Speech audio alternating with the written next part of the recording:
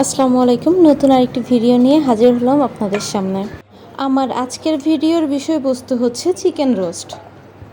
প্রথমে পছন্দ মতো মুরগির কিছু অংশ নিয়ে নিলাম, তারপরে হলুদ, লবণ, শুকনা মরিচ, গরম মশলা ও টক দই দিয়ে খুব ভালো মতো তা মাখিয়ে নিব।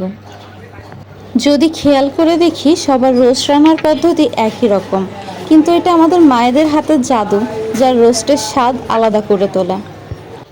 কড়াইয়ের তেল একটু গরম হলেই এখন মাখানো মুরগিটা খুব ভালোভাবে ভেজে নিব। আম্মু যখন মুরগি ভাজছিল তখনই আমার দেখে অনেক লোভ লাগছিল, মনে হচ্ছিল এখনই খেয়ে ফেলে। মুরগিটার এপাশ ওপাশ খুব ভালোভাবে নেড়ে চেড়ে আমি ফ্রাই করে নিলাম। হালকা ভাজা হয়ে গেলে একটা পাত্রে আমি আলাদা করে মাংসটা তুলে নিলাম। আমি এক্সট্রা কোনো কড়াই ব্যবহার করব না, এই একই কড়াইতে রোস্টের বাকি প্রক্রিয়াগুলোও শেষ করব। কোনো কিছু ভাজাভাজির সময় হলেই আম্মু সেই দায়িত্ব আমাকে দেয়। এমনি সময় বাকি সবগুলো কঠিন কঠিন কাজ সে নিজেই করে।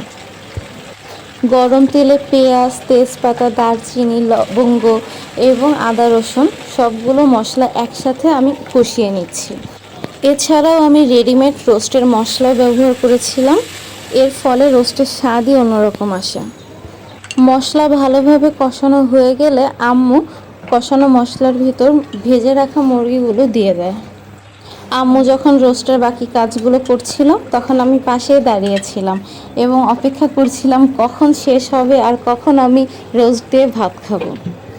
ঢাকনা দিয়ে ঢেকে দিয়ে আম্মু কিছুক্ষণ অপেক্ষা করছিল, তারপর ঢাকনা খোলার পরে যে সুগন্ধটা আসছিল সেটা অমায়িক ছিল।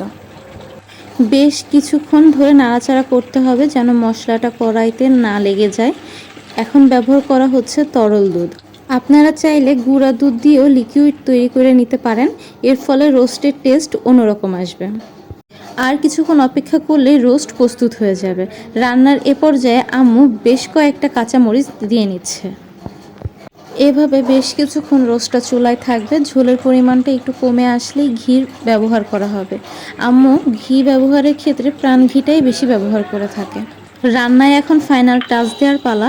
আম্মু 1 মুঠ পরিমাণ বেরেস্তা রোস্টের উপর দিয়ে রোস্ট রান্না সম্পূর্ণ করে ফেললো। একটু সুন্দর করে প্রেজেন্টেশন খাবারকে আরও লোভনীয় করে তোলে। ভিডিও এডিট করতে যেয়ে আমার আবার ক্ষুধা লেগে যাচ্ছে। দেখা হবে নতুন কোনো ভিডিও নিয়ে। আজ এই পর্যন্তই। আল্লাহ হাফেজ।